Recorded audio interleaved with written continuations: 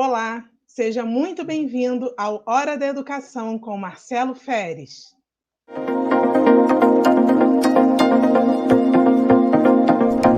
Hora da Educação, com Marcelo Feres. É com grande honra e gratidão que nos reunimos aqui hoje para marcar o encerramento da gestão do secretário de Educação, Marcelo Feres. Durante sua gestão, o professor Marcelo liderou uma jornada inspiradora e transformadora, focada na criação de um ecossistema de aprendizagem eficiente, o Programa de Aprendizagem Eficiente, o PAE. Esta live é uma oportunidade para celebrar as conquistas alcançadas sob sua liderança visionária, reconhecendo o impacto positivo que sua gestão teve no desenvolvimento humano, educacional e tecnológico de nossa comunidade escolar. Ao mesmo tempo, é um momento para expressar nossa sincera gratidão pelo seu compromisso incansável com a educação e com o bem-estar de nossos estudantes e profissionais. É com grande satisfação que hoje eu tenho a honra, neste último programa do professor Marcelo Feres, de recebê-lo como convidado especial, nosso secretário municipal de Educação, Ciência e Tecnologia, professor de Educação Profissional do Instituto Federal de Brasília, doutor em Educação. Professor, seja bem-vindo. Olá, Kátia. Olá a todos. Começamos esse programa especial de uma forma diferente, né? Na verdade, fazendo uma integração com o nosso primeiro programa, que foi no início de julho de 2021, né? E naquela ocasião, né, você que iniciou comigo essa jornada aí do Hora da Educação, teve a oportunidade de me perguntar sobre qual era o projeto, né? Como a gente tem tudo isso registrado no nosso portal PAI, quem estiver assistindo pela primeira vez terá a oportunidade também de verificar esse esforço que vem sendo feito na gestão do nosso município em termos de educação e como a gente foi relatando passo a passo as ações que estavam sendo desenvolvidas por meio do nosso Hora da Educação, entrevistando secretários de educação, entrevistando nossos educadores da rede municipal, nossos gestores da Secretaria de Educação, e chegamos nesse, né, que é o nosso Hora da Educação especial, porque nós estamos aqui concluindo uma etapa importante da gestão municipal, em particular em relação ao meu papel como secretário de Educação, Ciência e Tecnologia. E estou aqui disponível aí para suas perguntas, como você fez, né, no nosso primeiro Hora da Educação em 2021. Pois é, professor. Vamos começar então, e a gente precisa retroceder um pouquinho, voltar no tempo, né? E lembrar que, em algumas vezes, né, logo que você retornou para campus e assumiu a gestão na primeira semana de trabalho presencial, a gente recorda, né, que você pegou Covid, ficou afastado do trabalho durante esse período, né, presencialmente. Porém, na abertura do ano letivo de 2021, logo na primeira semana de fevereiro, você lançou, juntamente com o prefeito Vladimir Garotinho, o PAE, né, nosso Programa de Aprendizagem Eficiente, apresentando metas e ações, né, para o período da gestão de 2021 a 2024. O PAE ele se tornou realmente um compromisso público da sua gestão, uma grande política pública, né, na área de educação. E a pergunta que eu te faço é a seguinte: você já havia construído o PAE antes de assumir a gestão? Ou você compilou as informações do PAE usando algum modelo de algum município ou até mesmo de algum estado? É importante a gente trazer essa reflexão, porque quando nós começamos, pouco se falava, né, em política pública de educação. Afinal de contas, nós estávamos aí em meio a uma pandemia, já vínhamos de um resultado ausente em termos de IDEB, com o ano de 2020 que só foi executado a metade da carga horária em função da pandemia, e eu estava chegando a convite do prefeito Vladimir Garotinho para trazer a minha experiência de gestão educacional, depois de passar pelo Ministério da Educação por 8 anos. Então, o que eu posso dizer é que o programa de aprendizagem eficiente ele foi criado para campus. Não há paralelo, não há nenhum tipo de ação de cópia, né? Mas, na verdade, a gente juntou as experiências, as leituras, aquilo que tínhamos, né, acesso pela própria internet do que estava acontecendo com o município de Campos, e aquilo que a legislação brasileira aponta em termos de necessidades da educação em âmbito municipal. Então, ao juntar tudo isso, nós procuramos tratar um plano de gestão para 4 anos, mesmo em meio à pandemia. Então, posso te responder que não há um paralelo, não foi uma adaptação, um copia e cola, ao contrário.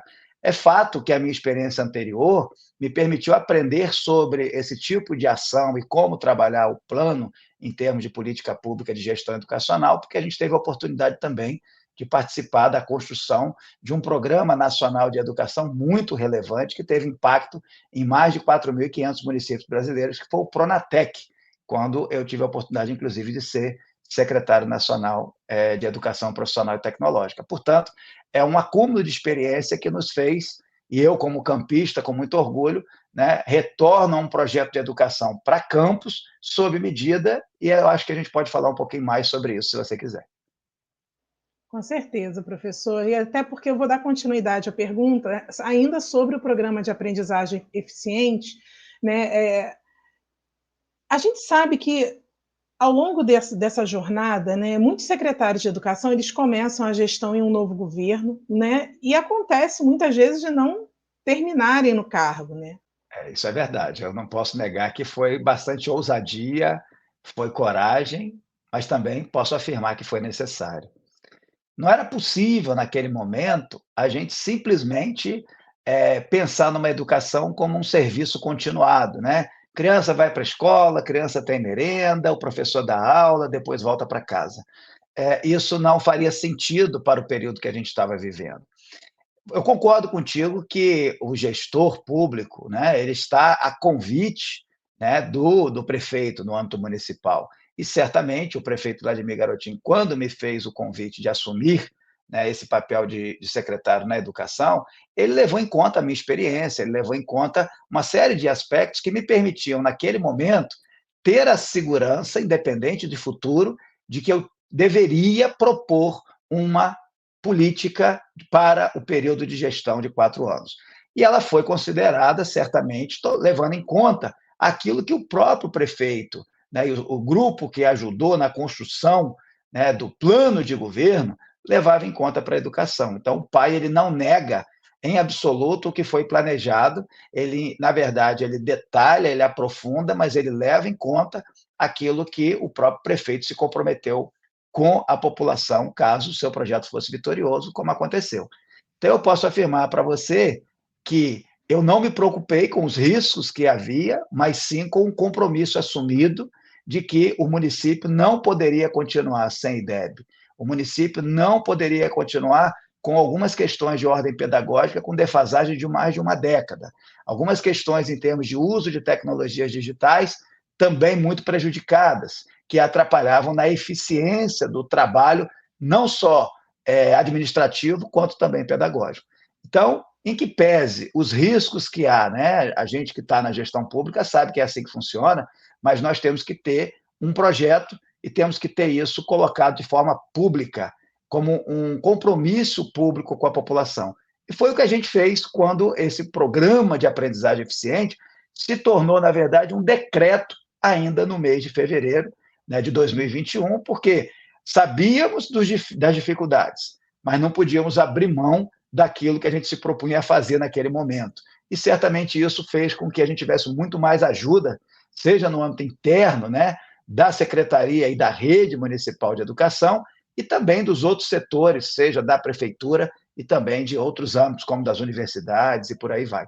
Então, acho que foi uma decisão de quem realmente tem um propósito de estar na educação. Não é para cumprir a rotina e trabalhar todo dia, é para fazer intervenções que são necessárias para que a educação possa avançar num município que estava numa situação de penúria, né, como foi o caso do nosso município de Campos.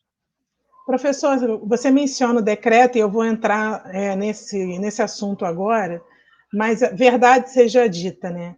Compromisso, dedicação, amor pela educação, tudo isso é a marca, é o legado que você deixa para nós, né? O grande comprometimento de realmente poder fazer a diferença, né? E isso só pode vir de alguém que tem realmente um propósito e alguém que teve verdadeiramente a vida transformada pela educação. Se isso não estivesse tão intrínseco em você, talvez a gente não tenha conseguido visualizar e vislumbrar todas as transformações que foram possíveis, né, através desse trabalho tão dedicado. E aí, professor, falando um pouquinho sobre esse decreto, então, né, o número do decreto é o 065, que foi publicado no Diário Oficial de 18 de fevereiro de 2021.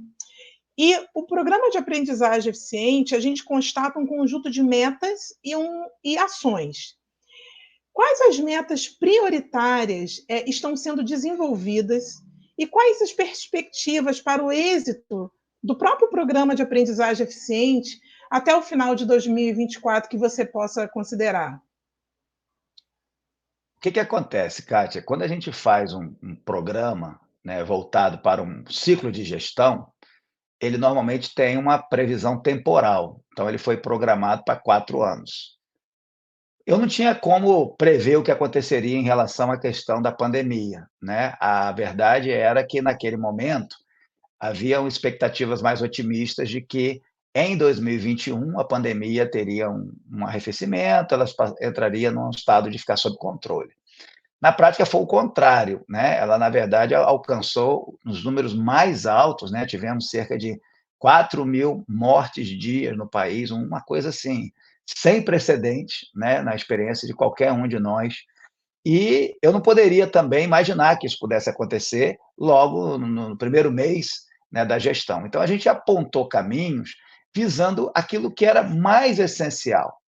E, para isso, nós estabelecemos 2 grandes questões desafiadoras. A primeira, a melhoria do ensino, que precisaria ser traduzida no IDEB. Então, é preciso trabalhar um conjunto de ações que possam desaguar, que possam se transformar em melhoria efetiva do ensino. E a segunda é a alfabetização na idade certa. Então, eu posso resumir o programa de aprendizagem eficiente a partir dessas 2 grandes metas.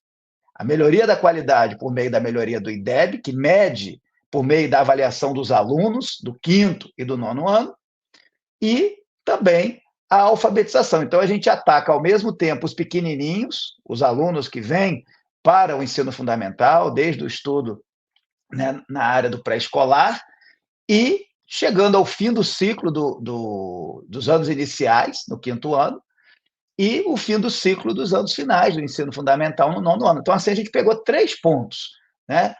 Corrigir na entrada, dando condição de alfabetização, avaliar no final do primeiro ciclo, no 5º ano, e avaliar o 9º ano, visando aí alcançar a melhoria. Isso não pode parar, né? Isso não é apenas para esse período até 2024, mas é algo que tem que ser contínuo, um processo de aperfeiçoamento que inicia corrigindo eventuais falhas e que depois vai prosseguindo dentro de um processo. É claro que os anos finais, como os alunos ficaram muito prejudicados pela pandemia e já estavam no 6º, no 7º, 8º ano, o nível de intervenção em um único ciclo ele é muito mais limitado do que os alunos que estão no processo de alfabetização. Mas nós ficamos muito prejudicados com qualquer ação concreta nesse sentido, porque as escolas estavam fechadas. Não havia infraestrutura, não havia condições, pela falta da vacina, dos próprios profissionais estarem nas escolas, assim como os alunos. Então, 2021 foi um ano de planejamento, de identificação de possibilidades e muito estudo, Kátia.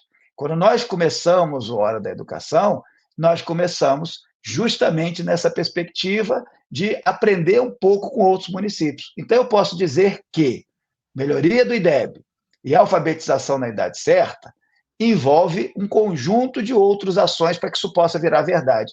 A título de exemplo, eu posso citar análise de boas práticas, por exemplo, como a gestão educacional estava acontecendo em capitais, em diversos municípios de referência. Por exemplo, nós fizemos lives, né, nesse modelo de Hora da Educação, já em 2021, lives e reuniões com o secretário municipal de Florianópolis, de Salvador, fizemos reunião com o secretário e live São Paulo, Sobral, na nossa região aqui, em Macaé, Itapiruna, Miracema, Ou seja, a primeira etapa era identificar como os outros colegas secretários estavam lidando com a pandemia e com outras práticas de gestão educacional. Fizemos isso e todas essas ações foram registradas no nosso Hora da Educação e podem ser consultadas, né, dentro do portal PAI, que nós temos toda essa memória ali registrada, como nós estamos fazendo agora. Também fizemos melhorias e atualizações na área pedagógica da rede municipal. Isso foi muito importante por conta da defasagem que havia, que precedia a pandemia. Então, fizemos a atualização de matriz curricular da educação infantil, da educação fundamental nos anos iniciais, da educação final nos anos finais. Também atualização do sistema de avaliação, que é algo que a gente está ainda em processo, né? É natural que isso aconteça, mas temos aí o prazo até 2024 e acabamos de aprovar agora, no mês de março de 2024, essas mudanças também na atualização do sistema de avaliação. Criação também de estratégia pedagógica para recuperação da aprendizagem e de frequência escolar. E aí nós estamos falando até de envolver mais os pais nessa responsabilidade, para que a gente não tenha surpresas em final de ano. Então, essas melhorias e atualizações na área pedagógica são fundamentais. Também a criação do programa Lab+, né, que envolve a introdução de laboratórios educacionais nas escolas, para usar tanto para a educação infantil, quanto também laboratório de ciências, matemática e até mesmo robótica nas nossas escolas municipais. Tudo isso reforça as duas grandes metas que eu citei anteriormente, né? A melhoria da qualidade do ensino medida pelo IDEB e o processo de alfabetização na idade certa. Também a criação de uma política de inclusão digital, né? O nosso programa Tô Ligado, que envolve o acesso a tecnologia digital a professores e alunos, né, com Chromebook para professores, tablets para os alunos na escola, internet de banda larga em todas as escolas, da área urbana e da área rural, né? Então, assim, um conjunto de ações. Também a dimensão da educação inclusiva, porque nós não podemos entender a sala de aula e a escola no modelo tradicional, em que muitos alunos neurodiversos, né, acabavam não chegando até a escola. Hoje a realidade é outra, é preciso que esses alunos tenham a vaga garantida e o estímulo para que estejam na escola. Mas nós não tínhamos preparo para isso. Não tínhamos mediadores e cuidadores, que foi o que foi criado em 2022 por meio de uma lei específica municipal que possibilita que tenhamos mediadores com formação em pedagogia e cuidadores com formação na área de enfermagem, seja como auxiliar de enfermagem, como técnico em enfermagem, que dão uma condição de suporte à aprendizagem e aos cuidados dos nossos estudantes que tanto precisam, sobretudo para que a nossa escola seja mais inclusiva. Mas também criamos uma escola de aprendizagem inclusiva, juntamente com a reabertura da Cidade da Criança, tornando a própria Cidade da Criança um espaço de convivência inclusiva. Então, veja que melhorar a qualidade da educação passa por uma educação mais aberta, né, voltada também para receber os alunos da inclusão.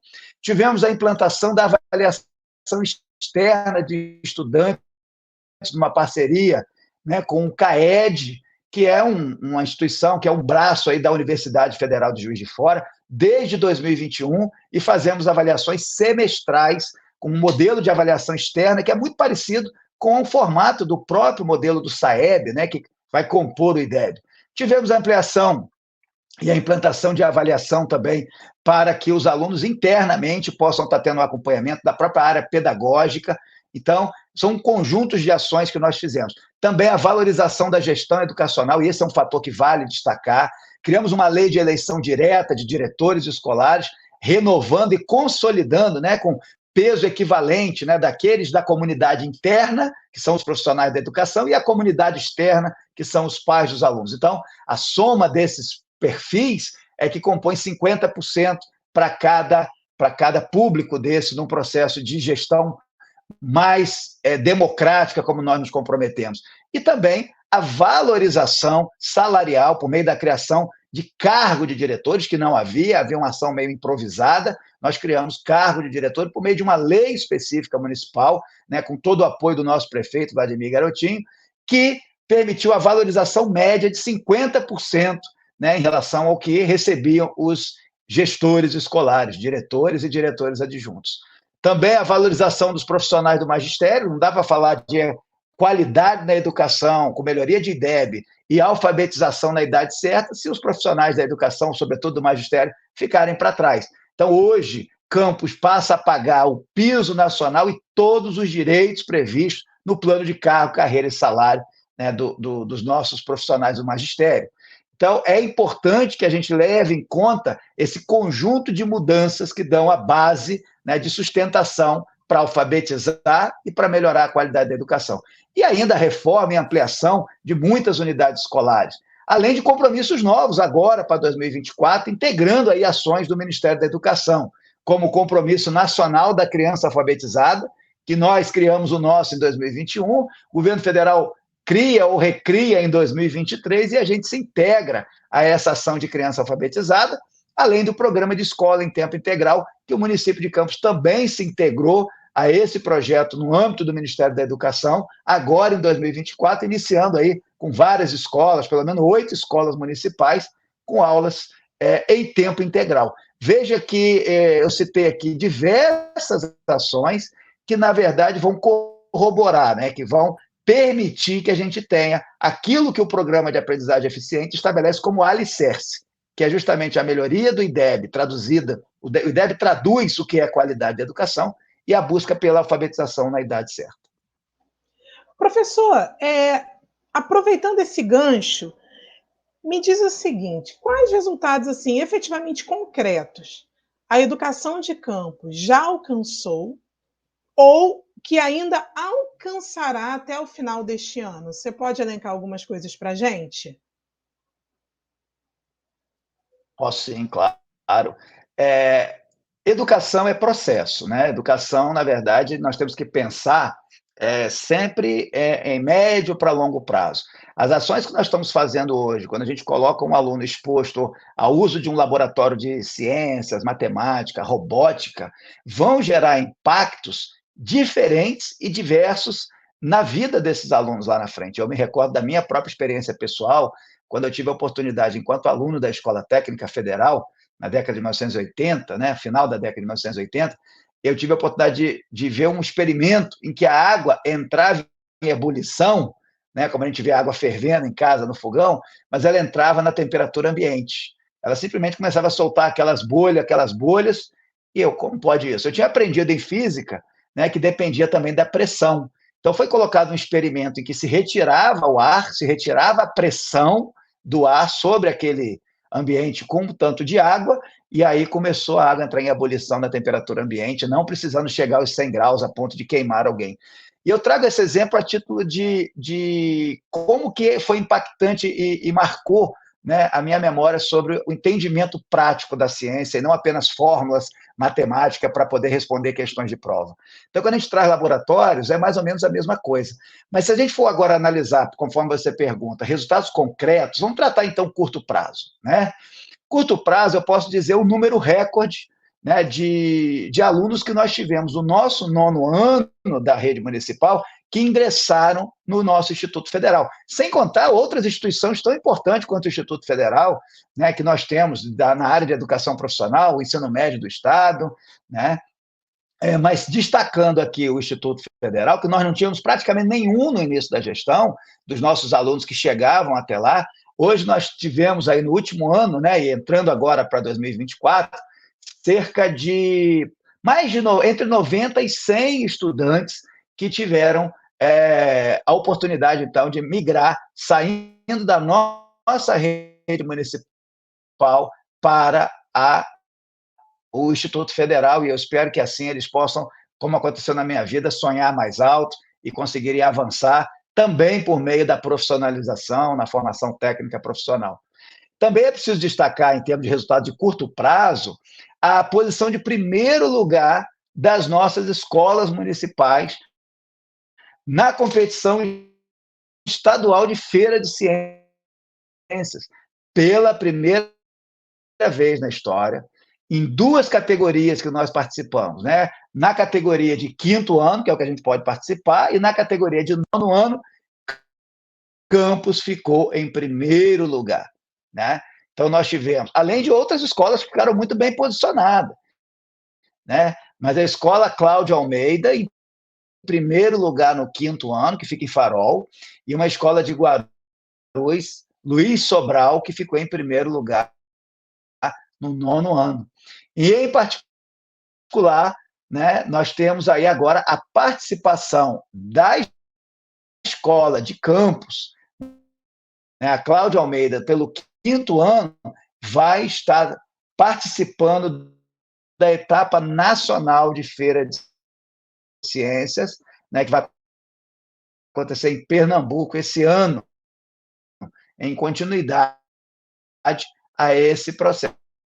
Então, observe como isso impacta positivamente aos nossos alunos. E isso não acontece por acaso.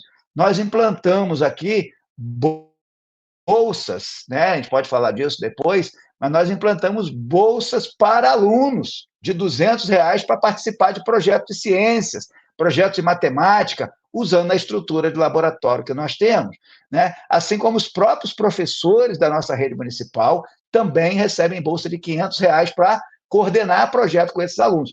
Tudo isso feito por edital público e aberto a todos os nossos professores e também alunos da rede municipal. Então, são resultados que já mostram que estamos no caminho certo, pois Campos nunca esteve nesse posicionamento, em primeiro lugar nas 2 categorias do Estado.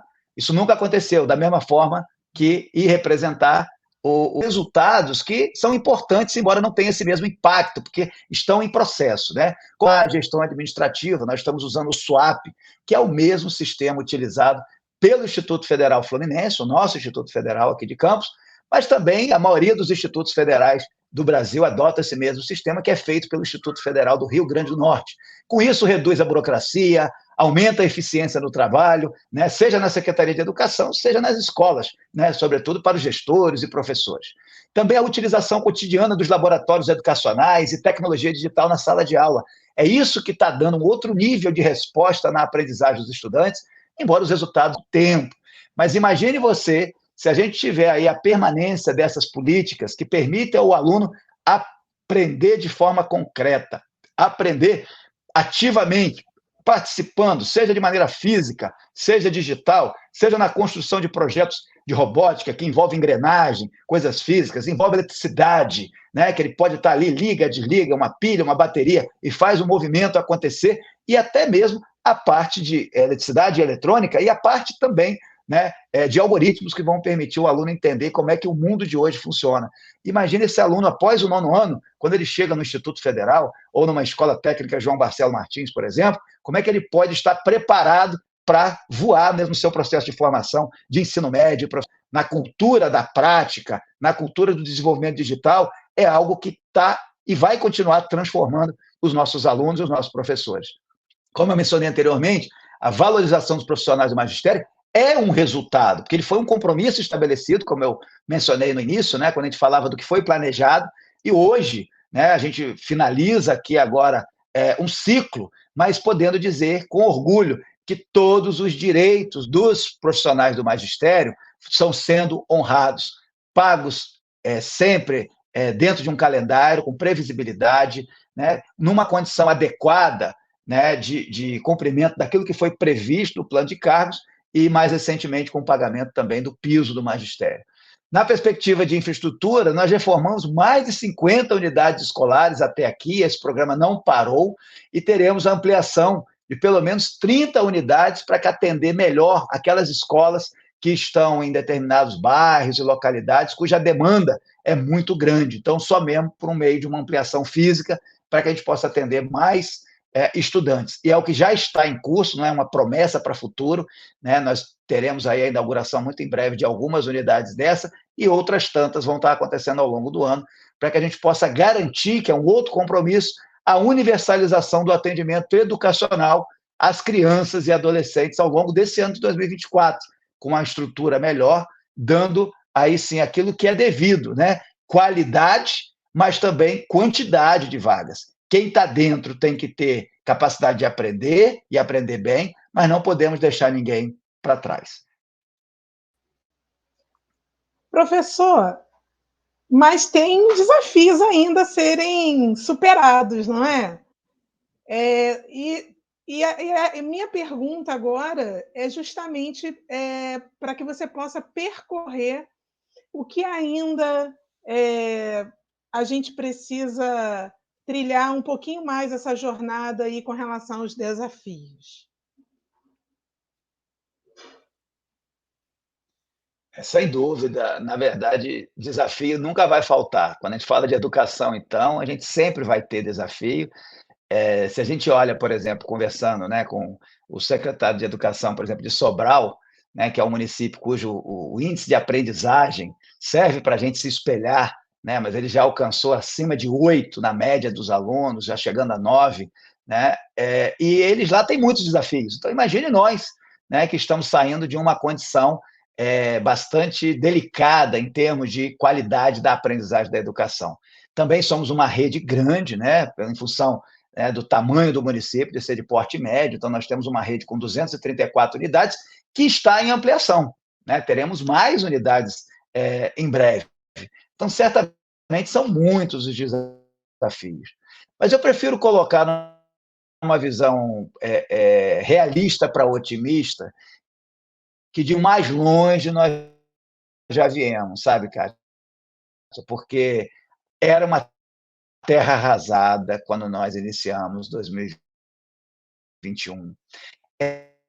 Era um ano escolar que não terminou e que apenas foi percorrido 50% dele em 2020. Era uma falta completa de condição física, faltava salário para os professores e profissionais da educação, não havia regência, não havia professores de contrato que complementavam a necessidade de professores, né, que se afastam temporariamente ou, enfim, que se aposentam. Juntando tudo isso, era muito difícil falar em educação. Eu passei o ano de 2021 falando que o grande desafio era a gente conseguir falar de educação, porque nós falávamos de vacina, nós falávamos de proteção da vida humana, abrindo as portas das unidades escolares, criando as condições de aprendizagem para que cada aluno possa avançar de acordo com o seu ritmo. É aquilo, todos devem percorrer, mas o degrau da escada, todos esses alunos devem conseguir percorrer a escada, os anos escolares, de uma escola que inclua, que lide bem com a diversidade, mas não pode ter uma sociedade que exclua, porque os alunos não estão. Da mesma forma, a gente tem um outro desafio em rede de um concurso público para os profissionais da educação. Isto, né, dentro do nosso planejamento até 2024, mas já está pelas ações que já vêm sendo feitas, inclusive a Secretaria de Educação já fez todo o planejamento necessário para um novo concurso público para os profissionais da educação, e aí olhando do presente para o futuro, mas certamente temos que ter esse concurso mais tardar, temos que ter esse concurso no início de 2025. E aí eu mando um recado para aqueles que têm formação em pedagogia, licenciatura, precisamos de vocês na nossa rede municipal. E aí a melhoria das condições de trabalho, formação continuada, né, por meio da EFEM, da nossa Escola de Formação de Educadores, enfim, né, e mais o pagamento dos direitos que são previstos, como está previsto hoje. Então, isso tudo termos hoje na nossa rede, ajudando a gente a ampliar, né? Também, com essas ondas de calor, o futuro aponta para uma necessidade diferenciada no que diz respeito à climatização. E quando a gente fala que a temperatura ambiente ela deve estar num nível que permita aos estudantes e os profissionais estarem atuando numa condição minimamente confortável. Então, é preciso se criar, não existe, se criar um programa de climatização para as escolas municipais. Mas isso tem que ser articulado à produção de energia solar, né, de modo que dê sustentabilidade ecológica e financeira para a nossa rede municipal. Então, eu vejo isso como um desafio de futuro. Hoje nós temos ações, mas nós não temos um prazo maior, né? Também as estruturas físicas das unidades escolares, até porque muitas estruturas são antigas, muitas escolas são antigas, né? Então, é preciso que a gente dê condições que elas possam estar atendendo adequadamente aí aos espaços para os profissionais e estudantes. Nesse período, nós trabalhamos dentro das metas do Programa de Aprendizagem Eficiente, a priorização, né, das reformas e até conclusão de construções de unidades, né? Temos aí uma unidade escolar completamente nova, que será inaugurada, né, já sendo inaugurada agora, né, nesse início aí para o mês de abril, o funcionamento, né, após essa sua inauguração. Então, nós temos aí uma escola do Eldorado, completamente nova, temos a conclusão da escola Lions 1, que fica no bairro de Santa Rosa, que já está na fase final, apenas aguardando, né, a instalação da Enel na parte elétrica, né, da parte de energia elétrica. O mesmo vale para a creche de Baixa Grande, uma creche novinha, também só aguarda a parte final aí da energia elétrica, que depende aí, né, de ações da operadora de energia, e assim sucessivamente. Ou seja, nós estamos ampliando e vamos ampliar onde é necessário ter mais unidades escolares. Professor, na pergunta anterior, né, nós falamos um pouquinho sobre o decreto municipal, né, que estabeleceu aí o programa de aprendizagem eficiente, falamos sobre as metas, as ações, mas agora, especificamente, eu quero te perguntar quais resultados concretos a educação de campo já alcançou ou que ainda alcançará até o final deste ano? Certamente falar de resultados, né, em educação, que é um processo sempre, né, ou seja, você vai numa caminhada de melhoria contínua, não há como você ter saltos que sejam sustentáveis. Então, é preciso avançar continuamente, porque é um processo. Os alunos começam na educação infantil e vão avançando pelo ensino fundamental, médio e por aí vai.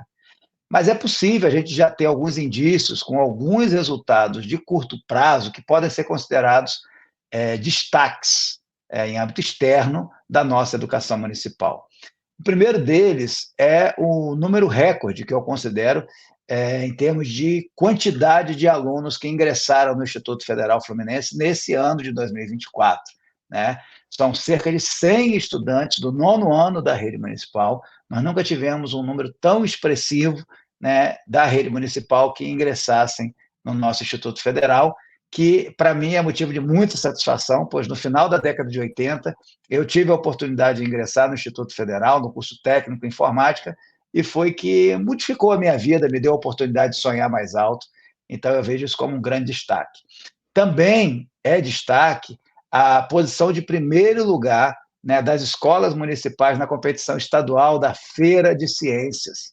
Né, nós conseguimos, nas duas categorias que participamos em 2023, 5º ano do ensino fundamental e 9º ano do ensino fundamental, nós ficamos, né, os nossos alunos das escolas, de 5º ano, no caso, foi a escola do Farol, Cláudio Almeida, e do 9º ano foi a escola de Guarulhos, do Dr. Luiz Sobral. Então, essas duas escolas, os alunos que participaram ficaram em primeiro lugar na categoria de 5º e 9º ano, respectivamente, e ainda mais, né, os alunos da Cláudio Almeida do 5º ano vão representar o estado do Rio de Janeiro na final, né, desse desafio aí de Feira de Ciências, que vai ser no estado de Pernambuco, agora em 2024. Portanto, são dois resultados que demonstram com clareza de que a educação está tendo destaques que não aconteciam no passado. Chamando a atenção para esse primeiro lugar na Feira de Ciências, se soma aí os investimentos de laboratório, os investimentos em tecnologias digitais, né? E mais do que isso, também a dimensão da ciência e tecnologia, porque hoje nós temos professores com bolsas de R$ 500 para participar do desenvolvimento de projetos, né? E da mesma forma que os estudantes recebem bolsa de R$ 200 mediante editais. Essa é a parte nossa dos editais de ciência e tecnologia, que envolve não só esse programa, né, que é o Mais Ciência na Escola, então nossos alunos estão se beneficiando e, com isso, fazendo projetos com maior densidade a partir dos laboratórios e da possibilidade de acesso digital, com tecnologias, e também o uso da internet em banda larga em toda a nossa rede. Mas, além disso, né, nós temos na ciência e tecnologia, nós temos um projeto Mais Ciência, que aí, nesse caso, são os alunos de graduação, né, das nossas universidades, que fazem também, por meio de edital, a participação, junto com seus professores universitários, de projetos de iniciação científica, com destaque que são projetos que miram desafios que envolvem o nosso poder público, ou seja, a prefeitura. Então, todos os projetos têm que ter temática relacionada a desafios da prefeitura. Só nesse ano de 2024, os projetos, cerca de 40% deles são projetos que o alvo, né, do desafio é a área de educação. E temos também projeto de startup, né, voltado para quem deseja ter uma empresa, né, e outros projetos mais. Então, veja que começa com os alunos mais novinhos e vai até o empreendedorismo na dimensão nossa da ciência e tecnologia. Então, eu destaco essas duas dimensões, mas é preciso também considerar outras tantas, né, que são muito relevantes, embora não tenha esse mesmo impacto. Por exemplo, né, a gente pode falar dos resultados, como implantação do sistema informatizado, a utilização cotidiana de laboratórios educacionais e tecnologias digitais na sala de aula, a valorização dos profissionais do magistério, né, com todos os direitos sendo pagos, também o piso nacional do magistério, a partir desse ano de 2024, reformas em mais de 50 unidades escolares e ampliação em pelo menos outras 30 unidades ainda em 2024, para melhorar o atendimento aos estudantes e garantir a universalização do atendimento educacional às crianças e adolescentes ao longo desse ano de 2024. Né? Então, se a gente juntar tudo isso, né, nós temos aí já vários resultados. Mas o principal resultado para nós, né, para não fugir à sua pergunta, é a gente conseguir ter, sim, o resultado do IDEB, que, na verdade, mede a qualidade da educação de nossas escolas municipais.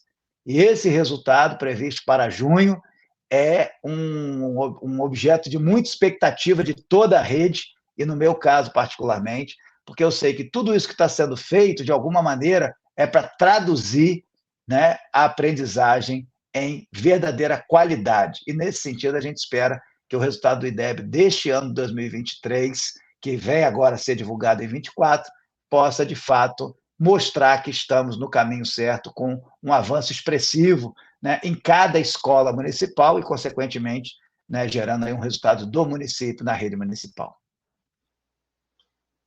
Falamos, então, de resultados, falamos sobre metas e ações, mas existem ainda, professor, desafios que a educação municipal de Campos precisará enfrentar?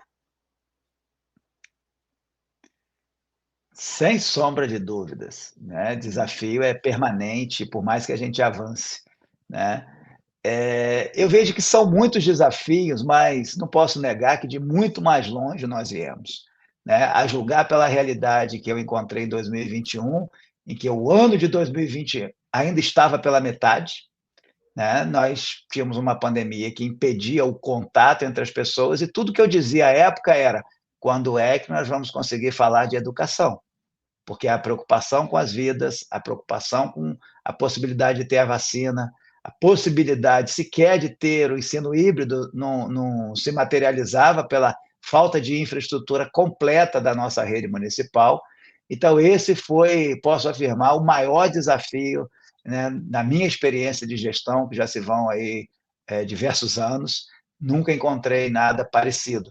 E não posso negar que também foi isso que, de certa maneira, me motivou, né, a enfrentar esse desafio na minha cidade natal. Então, isso, para mim, é motivo de orgulho ter passado por isso e estar hoje aqui tendo a oportunidade, né, de narrar isso de uma forma superada. Agora, se a gente parar para analisar desafios, mesmo o município de Sobral, que a gente já fez live, conversando com o secretário, enfim, que tem um IDEB altíssimo, né, superior a 8, eles também têm os seus próprios desafios. Portanto, a nossa realidade, ela está num caminho, né, está na caminhada de melhoria, mas há muitos desafios a serem superados. Eu posso destacar alguns, né, como, por exemplo, fortalecer a agenda de educação inclusiva em nosso município.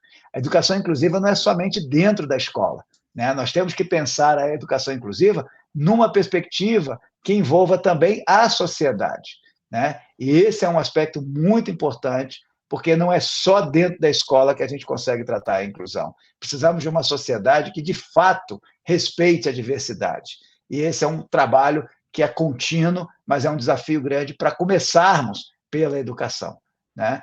Também a promoção de concurso público para profissionais da educação. Isso é urgente, né? Há um planejamento nessa direção, a Secretaria de Educação já fez a sua parte nesse sentido, e nós temos aí a condição de fazer com que esse concurso possa, de fato, acontecer no início do ano de 2025.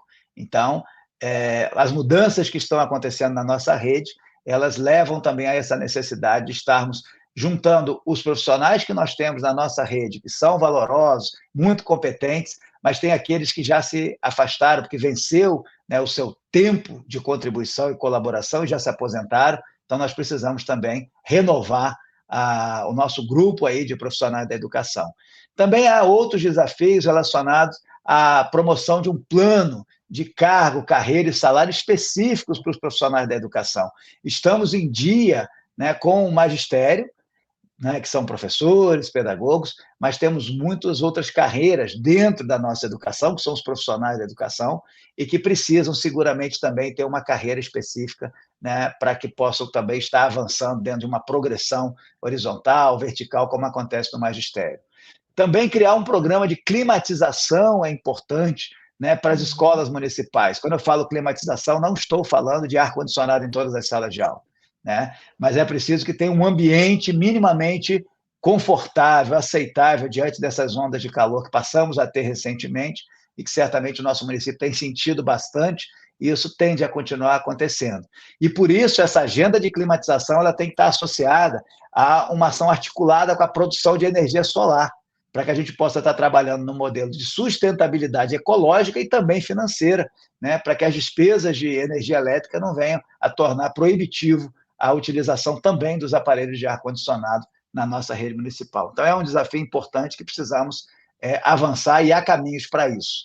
Também garantir que as estruturas físicas das unidades escolares estejam em perfeitas condições de funcionamento. Nessa gestão, nessa etapa de gestão, nós priorizamos aquelas que estavam em situação mais crítica, e daí já foram mais de 50 unidades passando por reforma, e outras com manutenções que melhoraram sensivelmente as suas condições de funcionamento, mas ainda temos estruturas em espaço alugado, temos estruturas que precisam melhorar porque tem uma construção muito antiga e com muita dificuldade da gente conseguir recuperar e dar as condições adequadas para a realidade atual da educação. Muitas delas com salas de aula muito pequenas, que impedem que a gente possa ter espaços mais adequados para os alunos. Então, o futuro também aponta para essa necessidade de reformas, mudanças diversas em termos da estrutura física das nossas unidades. E também, e eu diria que principalmente, consolidar essas políticas, né, que o Programa de Aprendizagem Eficiente aponta e que nós estamos desenvolvendo até aqui, já estamos praticamente em 90% e ainda temos o restante do ano pela frente, né, dos compromissos assumidos com o Programa de Aprendizagem Eficiente, o PAE, né, de modo que a gente possa consolidar as políticas de educação que ainda estão em processo de implantação. É tudo ainda relativamente novo ou muito novo, né, são apenas 2 anos de implantação, então precisamos de dar sequência a essas ações para que elas possam ser naturalizadas dentro da rede municipal. E aí, há muitos outros desafios que certamente a gente poderia falar aqui, mas não vale a pena alongarmos ainda mais. Acho que é um processo, eu diria que não é uma ruptura, eu concluo o meu ciclo, mas com muito orgulho, sabedor de que há muitos desafios, como mencionamos aqui, sabedor de que nem tudo foi feito, mas com a certeza do dever cumprido, com o orgulho de saber que eu pude contar até aqui com muitos profissionais valorosos da nossa rede municipal de educação, da Secretaria de Educação, a quem eu só tenho gratidão por terem, por um lado, né, aceitado estar trabalhando comigo, terem tolerado, às vezes, as minhas intransigências em defesa da educação, né, que muitas das vezes a gente acaba sendo impaciente na busca de resultados, mas, sobretudo, tenho gratidão a cada um e cada uma que fez a gente coletivamente chegar, né, nessa conclusão que, pelo Hora da Educação, fica evidente, que traz um caminho sendo percorrido, e não improviso aqui, improviso ali, improviso lá. Então, eu posso dizer que eu concluo essa minha etapa, né, me desincompatibilizando, volto a as minhas atividades de professor, né? Se assim for o próximo passo, não importa, mas certamente no momento oportuno eu estarei também, né, divulgando e defendendo sempre a educação para que a gente tenha a condição mais imediata, né, de estar aí defendendo e principalmente melhorando daqui para diante a educação em campus, apoiando naturalmente o projeto do nosso prefeito Vladimir Garotinho, a quem eu tenho muito orgulho, né, de fazer parte e ver os resultados que não se limitam apenas à educação. Me afastar da educação significa voltar à minha atividade de professor. Eu sempre disse que eu sou professor. Então, eu saio da Secretaria de Educação, automaticamente eu retomo, né, o meu vínculo ao Instituto Federal de Brasília, né, por dever de ofício, né, mas a gente vai estar trabalhando por um projeto agora, né, para campus, numa perspectiva de melhoria da qualidade da educação. Professor, chegamos então ao momento derradeiro, né, que é o final da live. Você sabe disso, e eu tentei ao máximo me concentrar muito na live, né, para que a emoção ela não estivesse presente, embora lidar com despedidas e essas coisas de fechamentos de ciclos, encerramentos, seja algo extremamente difícil para mim. Começamos o Hora da Educação, quando a gente inicia esse projeto, ele tinha algumas etapas e ele encerrava sempre com uma reflexão. Mas antes do Hora da Reflexão, que aí é você quem vai fazer o Hora da Reflexão, quando a gente começou o projeto, eu sempre entrava nesse momento, né? Entrava na abertura, depois você conduzia o programa e a gente encerrava com a Hora da Reflexão. Agora a gente só vai fazer uma invertida, porque o Hora da Reflexão ele precisa realmente ser concluído por você. Mas eu vou deixar aqui, professor, uma mensagem de encerramento que expressa não só aquilo que sinto, e certamente todos aqueles que tiveram,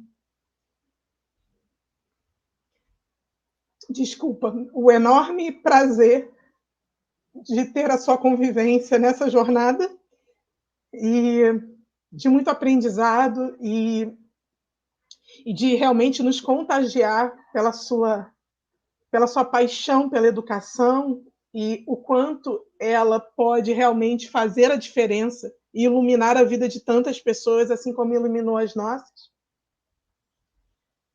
E é com imensa gratidão que expressamos, professor Marcelo, nosso mais sincero reconhecimento a ti, pela sua dedicação incansável e compromisso inabalável em aprimorar a educação em campus.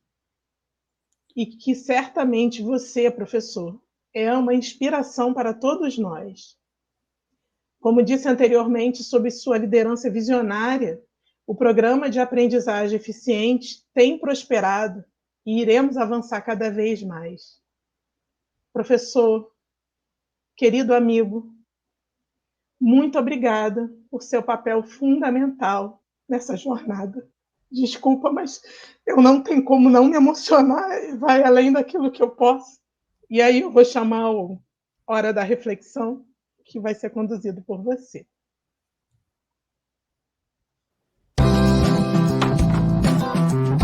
Hora da Reflexão.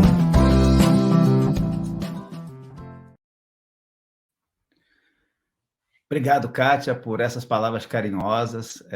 A gente teve uma agenda recente, né, com os nossos gestores, e também foi muito emocionante, eu fico muito feliz por isso, porque isso é uma relação que sai do campo meramente profissional e vai ao campo pessoal, né, de respeito de um pelo outro e da construção, né, daquilo que a gente acredita. Vamos ao nosso Hora da Reflexão, que hoje, de fato, eu pretendo dizer as minhas palavras, que, em geral, né, a gente apenas faz a leitura. E a Hora da Reflexão de hoje, eu trago para vocês a minha forma de enxergar isso. Na jornada da vida, a educação é como um farol que orienta nossos passos em direção a um futuro repleto de possibilidades e conquistas. Ao nutrir o conhecimento, promover a aprendizagem e enaltecer o potencial de cada pessoa, a educação não apenas abre novos horizontes, mas também os preenche com esperança, dignidade e progresso. É por meio dela que construímos alicerces sólidos para um amanhã mais próspero e inclusivo. Eu posso afirmar que a educação não apenas iluminou, mas também moldou a minha vida, de maneira profunda e duradoura. Ela foi minha bússola em momentos de incerteza, minha força nos desafios e minha inspiração para servir a causa de uma sociedade com mais justiça social para todos.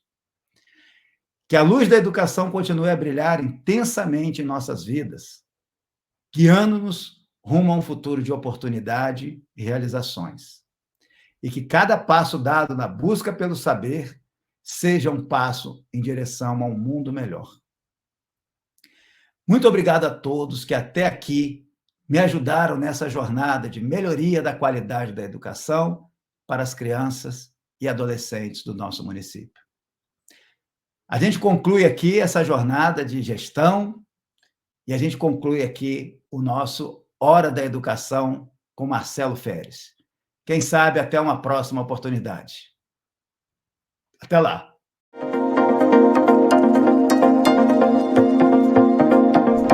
Hora da Educação, com Marcelo Feres.